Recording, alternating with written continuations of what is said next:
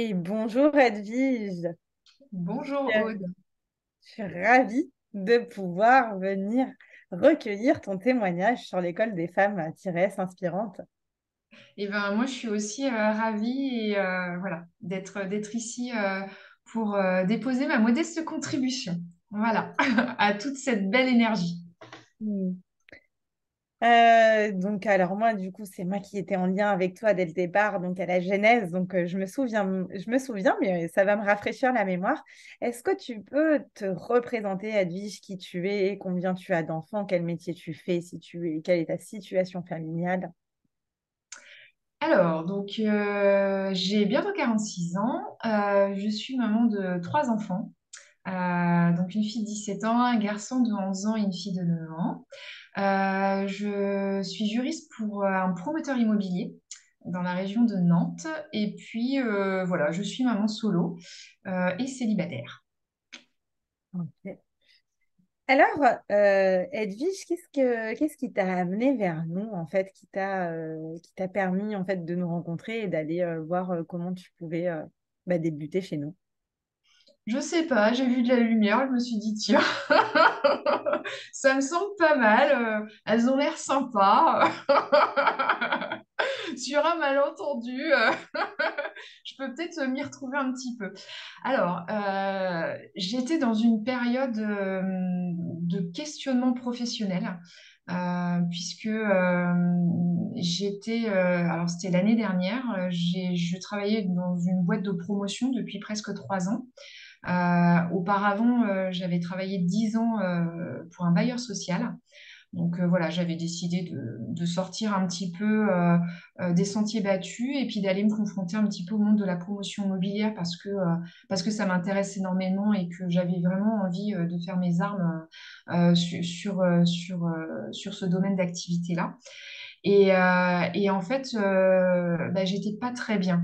Le job en lui-même me plaisait, mon job de juriste, mais voilà, j'étais sur un double poste, un poste d'assistante de direction dans un contexte interne pas forcément bienveillant, avec énormément de travail, une perte d'identité professionnelle aussi, puisque en ayant un double poste, un poste de cadre juriste et un poste d'assistante de direction, j'étais tout le temps assise entre deux chaises et je ne savais pas du tout comment me positionner. Et je perdais aussi, en fait, ce qui me fait vibrer au quotidien, c'est le fait d'être juriste en entreprise. Les fonctions d'assistant de direction me prenaient un temps fou et j'ai abandonné. J'étais en train de m'éloigner de plus en plus en fait de mon domaine d'expertise. Et voilà, donc j'étais en plein de questionnements, je me sentais pas bien. J'étais, je pense, à la limite du burn-out.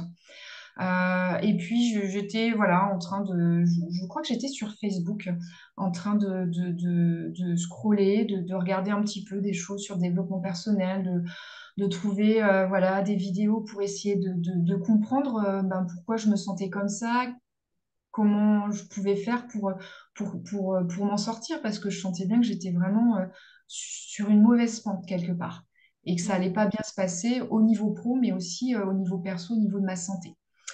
Et je suis tombée enfin, sans me faire mal évidemment, sur une vidéo d'une personne dont j'ai oublié le nom et qui, du coup, exerçait la même profession que moi.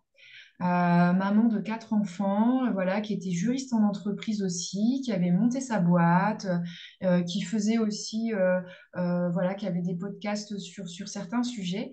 Et en fait, rien qu'en regardant cette personne, ça m'a regonfler en énergie. Alors, pas totalement parce que j'étais vraiment au seuil mini-mini, mais ça m'a interpellée. Et du coup, j'ai un peu creusé le sujet et j'étais un peu voir voilà, quelle était cette communauté dont elle parlait. Et puis je me suis dit, allez, hop, je demande un petit entretien pour voir comment ce qu'on peut faire pour moi. Voilà. T'as vu Milady Ogier? Oui, c'est ça, c'est ça. Et Milady Ogier, et puis après, tu es arrivé à la séance exploratoire avec moi. Tout à fait. Et effectivement, je t'ai retrouvée dans un état, voilà, t'étais pas top. Et en plus, durant nos échanges qu'on a eus, tu te faisais importuner dans ton bureau, je me souviens de ça. Oui. Tu me disais, Mais tu te rends compte, il rentre comme ça, c'est un moulin, Ouais. mon bureau. Aucun respect et aucune prise en considération de mon espace, en fait, Mm. de travail. Je me souviens. Et du coup, ça avait. Donc, tu étais quand même très fatiguée, tu étais très crispée, si je me souviens bien. Ouais. Et il y avait une altération de la communication. Je pense on pouvait voir que il n'y avait plus de communication. C'était. Elle me dit, au secours, je peux pas communiquer calmement avec ces gens-là. Il faut que je travaille sur ma communication. Comment je peux faire pour qu'ils comprennent ce que je veux dire? Parce qu'en fait, tu me disais, mais en fait, j'ai l'impression qu'ils comprennent rien. Non, ils comprennent pas, ils comprenaient pas. Et puis, quelque part, j'avais vraiment le sentiment, c'est dur à dire, mais d'être instrumentalisée, en fait. J'avais l'impression d'être un espèce de culbuto où, tu vois, on prend, on jette, on prend, on jette. Tiens, on a besoin de la juriste pour faire bien, ben, on va la chercher. Tiens, on a besoin de l'assistante de direction. Eh ben, c'était vraiment... j'avais l'impression d'être un distributeur. Mm. Et du Voilà. coup, tu avais perdu confiance. Oui, oui, parce que bah, j'étais très fatiguée. Et puis, bah, quand tu es fatiguée, tu fais des conneries, tu fais des erreurs. Et du coup, j'étais sans cesse en train de revérifier ce que je faisais. Donc, ça me prenait encore plus de temps. Du coup, je prenais du retard dans mon travail. Et puis, je m'étais dit, ben, en fait, je suis mal organisée. Donc, avant de te contacter, j'ai suivi une petite formation justement par rapport à l'organisation du temps de travail, planification des tâches, etc., etc. Pour essayer de voir là où je pouvais, où j'étais pas au top, là, parce que je pensais que tout ça, c'était de ma faute, en fait. Je Mm. pensais que j'étais responsable de ce qui se passait et que oui, effectivement, quand certains me disaient, bah, t'as pas encore traité ce dossier-là, ben, oh là là, mais je suis nulle. Bah oui, en fait, c'est de ma faute, je vais pas y arriver. Et quand j'ai fait cette formation par rapport à la gestion du temps, en fait, ce qui s'est passé, c'est que la conclusion à laquelle j'en suis arrivée, et après, voilà, la formatrice m'a pas poussée, c'est qu'il fallait que je fasse quelque chose, quoi. Que c'était pas mon organisation, c'était le contexte, en fait, c'était l'entreprise dans laquelle j'évoluais, où c'était pas possible, le double poste, où c'était pas possible, en fait. J'avais mis tout en œuvre pour que ça se passe bien et c'était pas humain. Voilà. Mm. Et alors, qu'est-ce qui t'a poussé à relever le défi et à nous rejoindre? Eh bien, c'est toi, en fait, qui a, je pense, a fait une bonne analyse, puisque moi, j'étais complètement paumée et je savais pas trop mettre les mots, expliquer ce que je ressentais. Et en fait, tu as su bah, analyser de façon neutre, sans voilà, m'inciter à, mais en toute neutralité. Et en fait, j'ai pris conscience que j'avais pas mal d'outils, pas mal de compétences, pas mal de savoir-faire, de savoir-être qui étaient là en fait, mais tout était mélangé et je ne savais pas quoi utiliser. Et en fait, avec la communauté des femmes inspirantes-S, j'ai eu le sentiment que on allait pouvoir m'aider en fait à mettre de l'ordre dans tout ça, à m'aider à travailler sur la confiance en moi et puis sur mes envies, sur mes choix. Mm. Voilà. Ok. T'as eu des craintes au début à nous rejoindre ou ça s'est fait facilement? Alors,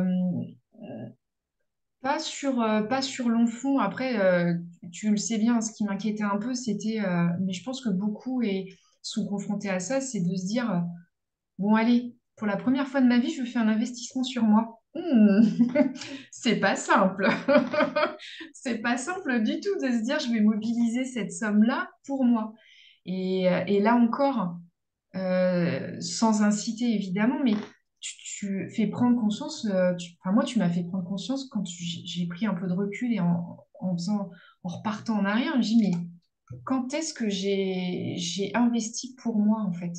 Quand est-ce que tout ce que je gagne, toutes les économies que je fais et puis les petits sacrifices que je fais au quotidien pour mettre de côté, quand est-ce que ben, je l'utilise pour moi?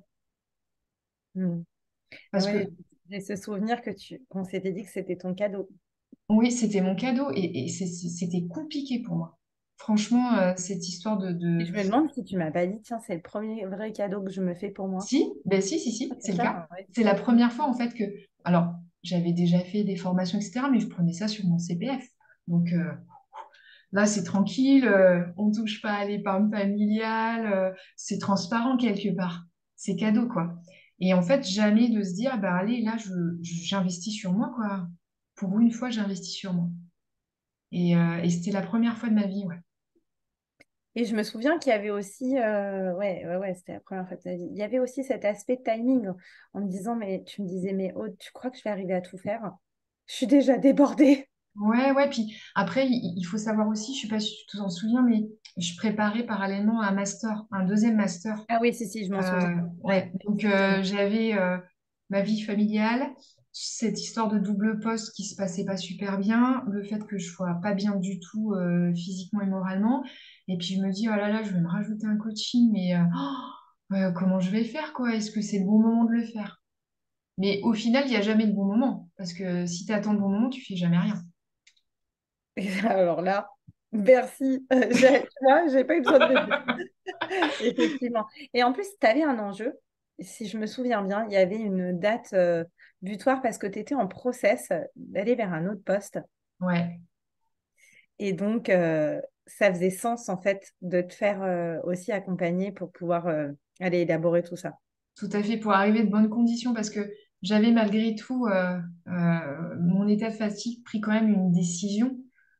C'était de quitter cette entreprise, parce que j'avais tout essayé de tout mettre en œuvre pour que ça se passe bien, et j'étais arrivée au bout, en fait. Et Mm. j'ai eu une super opportunité, et je me suis dit, bah, en fait, j'y vais, quoi. C'est pas de la fuite, Mm. c'est de l'instinct de survie aussi. Et moi, j'ai eu les retours de ton entretien. Ils t'ont demandé comment tu avais préparé ton truc. C'était exceptionnel ce que tu avais Ah, fait. ben là c'est pareil, je me suis découverte en fait. Voilà, j'étais plus en mode bon élève.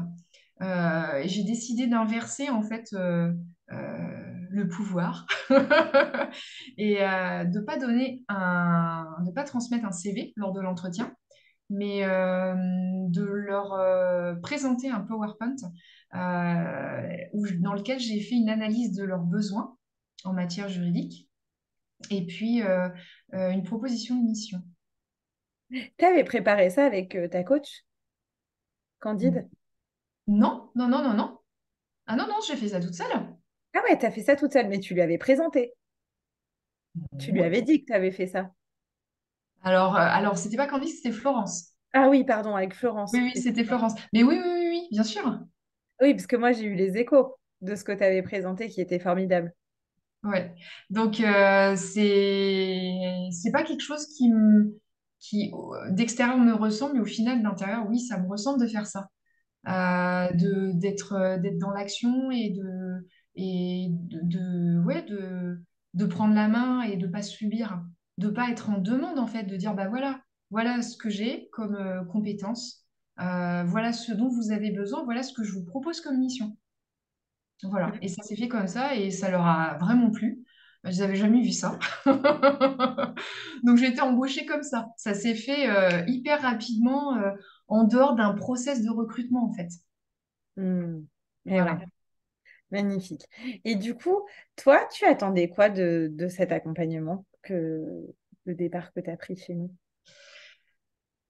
Je pense que j'avais besoin, malgré voilà, tout ce que j'ai accompli ces dernières années, je pense que j'étais arrivée à un stade de blocage, en fait, à un palier.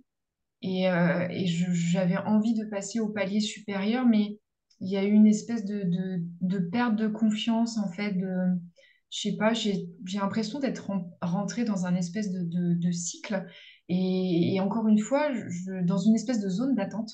Et j'avais besoin que quelqu'un, en fait, me dise, regarde, t'es sur le bon chemin, en fait, c'est la bonne voie, mais vas-y, continue, c'est par là, quoi. Et du coup, avec vous, c'est ce dont j'ai pris conscience. C'est c'est bah, face aux difficultés de se dire, eh ben oui, bah voilà, il y a une difficulté, alors on se pose, quelles sont les solutions? Bah, ça, j'ai appris ça aussi avec Florence, de me dire, bah, j'ai un problème, je ne m'énerve pas, je pose les choses. Moi, je suis quelqu'un qui écrit beaucoup. Donc, j'écris le problème et puis après, j'essaye d'envisager les solutions, même les solutions complètement déjantées. Mais voilà, c'est posé, c'est écrit. Et puis après, ça me permet de passer à autre chose. Et au final, tu t'aperçois que eh ben, quand on t'a expliqué ça et qu'on t'a donné ces outils-là, eh ben, face au problème, eh ben, tu n'as plus du tout la même façon d'être, en fait. Tu prends ça avec beaucoup de distance et tu n'es plus en mode panique, en mode vite, vite, courons, ça va pas bien se passer, je vais pas y arriver. C'est ouais, il y a un problème. Et j'en suis même arrivée aujourd'hui à me dire, chouette, il y a un problème. Il y a une Ouais. difficulté. Alors, qu'est-ce qu'on va bien pouvoir trouver comme solution? Voilà. Hmm. Ouais, donc tu as passé le step supérieur, Ouais, effectivement. ouais. Mais sans m'en rendre compte, en fait. Et, euh, et c'est Florence, en fait, voilà, au fur et à mesure des coachings, qui me dit, mais tu te rends compte quand même là? Ah ouais. Ah ouais, j'ai avancé quand même sur ce sujet-là. Effectivement, il y a quelques mois, j'étais pas du tout sur cette façon de réagir. Et là, j'ai pris de la distance, j'ai plus confiance en moi. Voilà. Et je dis pas que c'est tout le temps simple, hein, parce que forcément, tu peux pas être tout le temps 100% confiante. Mais avec l'école, en fait, on te donne les outils, on te donne euh, la petite boîte, tu sais, la petite caisse de survie et tout ça en cas de problème. Comment tu vas pouvoir faire pour passer l'étape, quoi. Hmm. Enfin, c'est comme Ok. ça que je l'ai ressenti, hein. Ouais, ouais, ouais, mais c'est ça qui est important, c'est comment toi tu l'as vécu, c'est justement ce qui est important.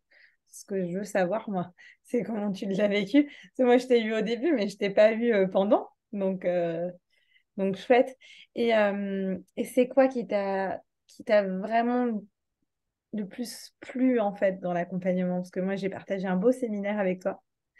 Euh, Alors, alors l'accompagnement de Florence, il était au top. Mais je pense que le Graal, en fait, c'était le séminaire. C'était de toutes se rencontrer. C'est cette interactivité, cette bienveillance, cette sororité, c'était magique, en fait. C'est, je crois, je crois que c'est une des premières fois de ma vie dans le contexte groupe, en fait, où je me suis dit, ben ouais, en fait, je suis à ma place. Ouais, je suis bien là où je suis, en fait, je suis en phase. Je suis en phase. Et puis, avec ce séminaire, j'ai encore découvert plein de choses sur moi. Il y a plein de verrous qui se sont ouverts.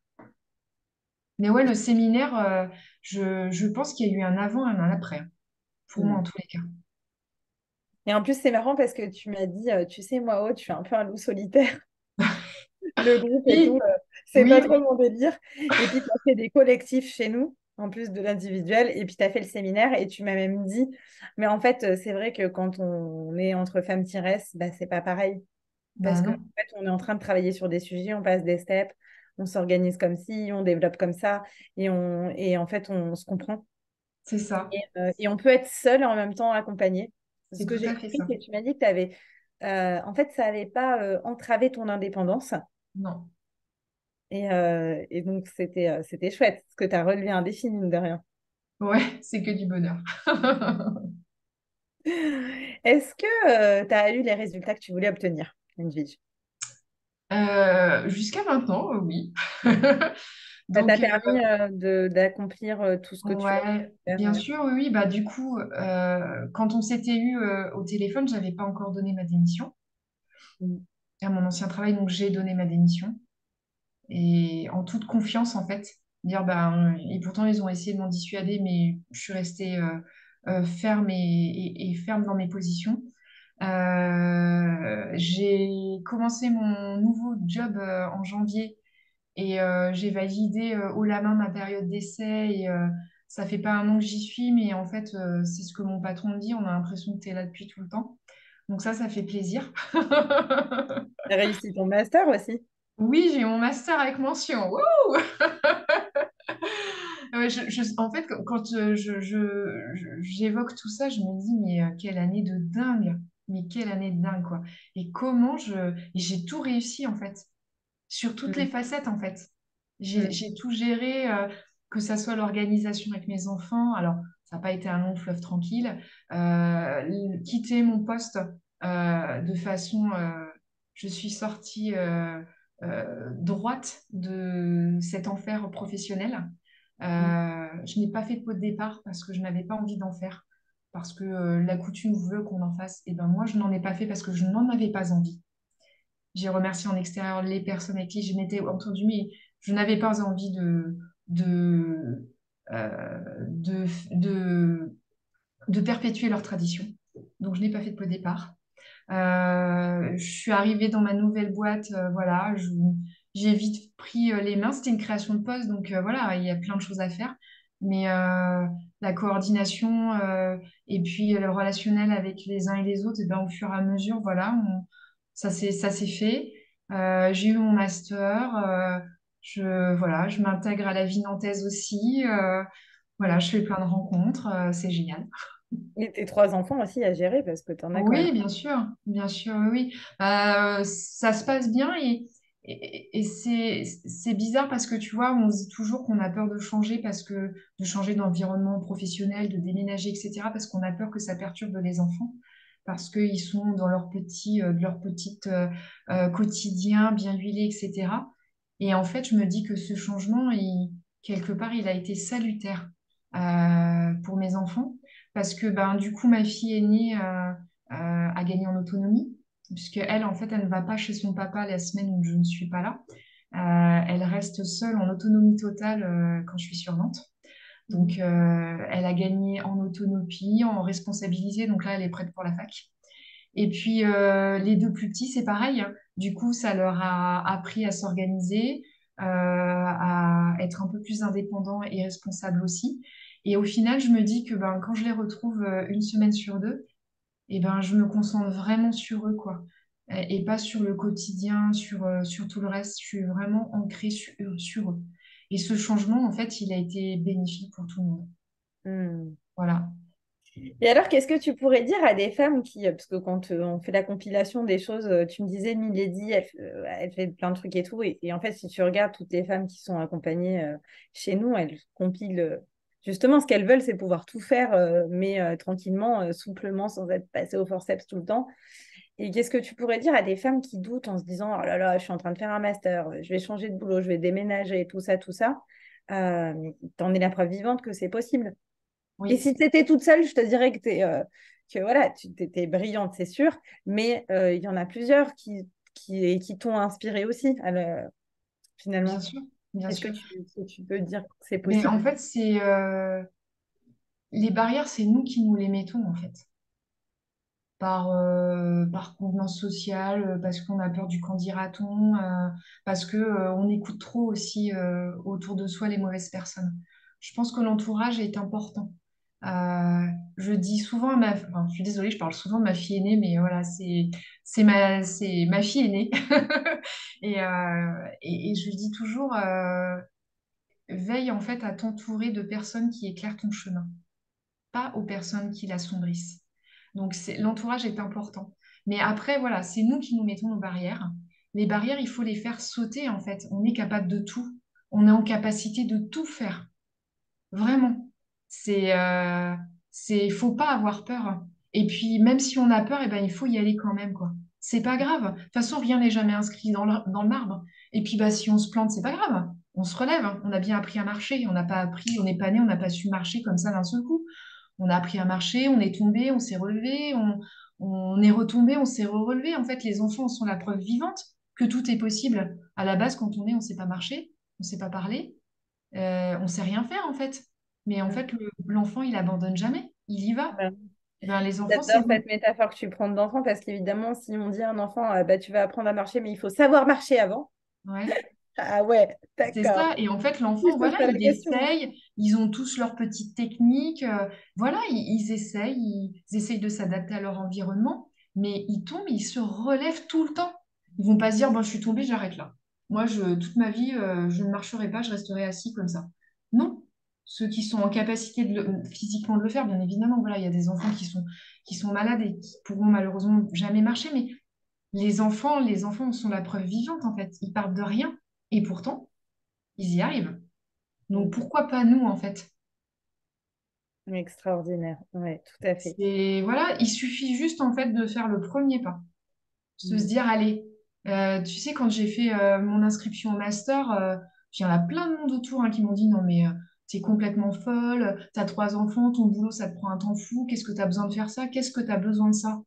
Et en fait, j'ai envie de faire ça, c'est mon rêve. Ça fait 20 ans que je rêve de faire un deuxième master et que j'ai envie de me spécialiser en droit de l'immobilier. J'ai envie d'aller me confronter. J'y vais. Donc, je me suis inscrite. J'étais sur liste d'attente. Bon, bah, je me suis dit, au moins, j'ai passé une première étape. Si je ne suis pas prise, bah voilà, je réessayerai l'année prochaine. Une place se libère, dis donc. Bah, j'y vais. Allez, c'est parti. 2 ans. 2 ans où voilà, j'ai bossé, j'ai préparé mes examens, je suis repartie en mode étudiante, etc. Mais j'ai pas lâché, en fait. Je suis allée au bout. Donc, c'est possible de choisir de ne pas choisir. Ouais. Et alors, qu'est-ce que tu dirais à celles qui doutent, qui en étaient au premier pas comme toi, là, se dire, et puis qui hésitent, qui savent pas? Est-ce que je vais dans l'école? Est-ce que j'y vais pas? Est-ce que c'est fait pour moi? Est-ce que je vais avoir des résultats? Est-ce que tout ça? Tant qu'on n'a pas essayé, on peut pas savoir. C'est vrai. C'est Et vrai. après, voilà, il y a les expériences, les retours d'expérience des uns et des autres. Mais, euh, mais je pense que ça vaut le coup, en fait, de tenter l'expérience. Et puis, si ces personnes, elles sont arrivées jusque-là, jusqu'à toi, jusqu'à Ida, parce qu'elles ont vu passer des posts sur LinkedIn ou elles ont écouté des podcasts, etc., c'est que c'est pas par hasard. Les choses n'arrivent jamais par hasard. Donc, pour moi, c'est comme un signe de destin en disant, allez, bah là, on va tenter l'expérience. On y va. Et je suis sûre qu'elles ne regretteront pas, en fait. Elles seront jamais déçues parce que c'est tellement enrichissant. Enfin, moi, j'ai grandi avec vous, hein. Vraiment, hein. Mm. Vraiment, je me sens, ouais, je me sens plus mature, plus confiante. Après, j'ai fait le job, j'ai travaillé, etc. Mais le fait ouais, d'être intégrée dans ce groupe, c'est c'est c'est tout en fait. Et rien que pour ça, en fait, ça vaut le coup.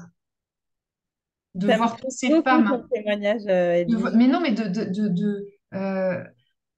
c'est sincère ce que je dis, mais d'avoir l'honneur en fait de côtoyer toutes ces personnes, de côtoyer, d'échanger avec Ida, d'échanger avec Candice, d'échanger avec toi, d'échanger avec toutes les femmes en fait qui font partie de cette communauté. Parce qu'au départ, voilà, tu dis waouh, donc moi je me sentais toute petite. Et en fait, au fur et à mesure, tu sais, tu es clos en fait. C'est voilà. Et rien que pour ça ça vaut le coup en fait d'aller échanger et de pouvoir d'avoir la chance d'échanger avec toutes ces personnes. Mm. Voilà. Magnifique. Mais en tout cas, merci pour ce beau témoignage qui me touche beaucoup. Alors, pour deux raisons. C'est que, du coup, bon, bah, tu as quelque chose qui est communicatif, hein, et du coup, je suis tellement fière que tu en sois où tu en es. Voilà, que ça me fait vraiment plaisir, ça me touche énormément. Et en plus, on a un point commun, c'est qu'à la base, moi aussi, je suis juriste et que je sais ce par quoi tu es passé. Et que je me dis, ben, soit on le vit comme un parcours du combattant, soit ben, on avance. Et, Ouais. euh, et du coup, bah, je te comprends tellement. Et ben, écoute, en tout cas, un grand merci à toi, Edwige. C'est vraiment, bah, voilà, pour ce témoignage, il est vraiment bah, pour les femmes qui ont envie bah, de nous rejoindre. Et du coup, tu les éclaires, tu les rassures, et ça, c'est précieux. Et puis, nous, ça nous fait plaisir de savoir où tu en es aussi. Donc, merveilleux. Merci à toi. Si tu me permets, je voudrais rajouter quelque chose. Je pense que c'est une chance en fait d'avoir cette bulle et cet espace. C'est vrai, en tous les cas, moi, je le considère comme une chance de me dire, bah, waouh, en fait, je suis chanceuse. On a de la chance que ça existe, en fait, que quelqu'un, un jour, se dise, tiens, bah, je vais faire quelque chose, j'ai envie de faire quelque chose. C'était une envie d'Ida. J'ai envie de faire quelque chose pour les femmes, en fait. J'ai envie de créer un espace pour ces femmes à toutes les facettes et qui ne savent pas, en fait, qu'elles ont toutes ces facettes quelque part. Parce que pour beaucoup, on sait qu'on en a quelques-unes, mais on ne sait pas qu'on a tout ça, en fait, et qu'on rayonne. Mm. Et c'est une chance, vraiment. Voilà. Ouais. Et ouais, et encore faut-il se donner cette chance. Ouais, Mm. c'est ça. Et ben moi, Tu je fais me la partie, suis donnée. Voilà. voilà, tu fais partie de celles qui se sont donné cette chance-là, qui se Ouais, sont fait aussi de cadeaux. c'est ça. Euh, Et et parce que voilà, je le vaux bien, vraiment. Et on le vaut toutes, en fait. Mais c'est vraiment, on le excellent vaut en fait. toutes.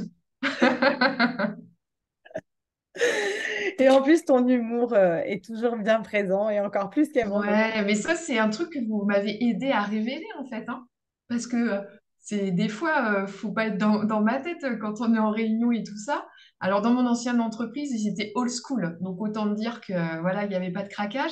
Là, dans mon entreprise actuelle, je peux te dire que c'est autre chose. Et je peux, parce que vous m'avez aidé aussi à prendre conscience de ça, du fait que, voilà, je pouvais aussi être dans la déconne tout en restant sérieuse et que ça faisait partie de moi, en fait, cet état d'esprit un peu décalé.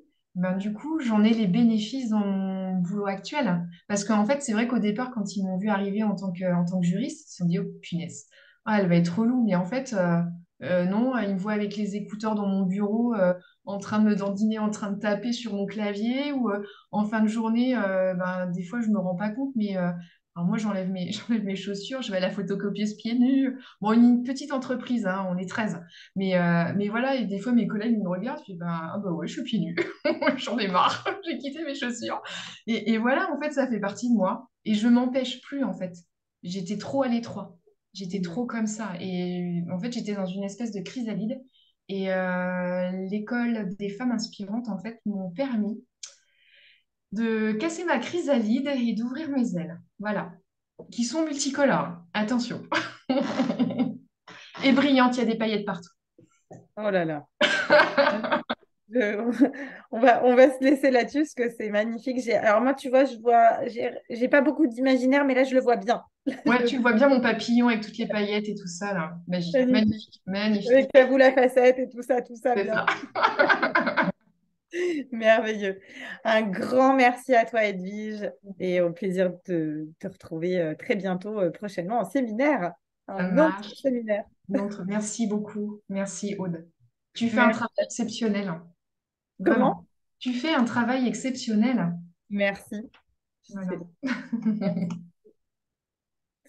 À très vite, Edwige. Bye À bye. bientôt. Salut.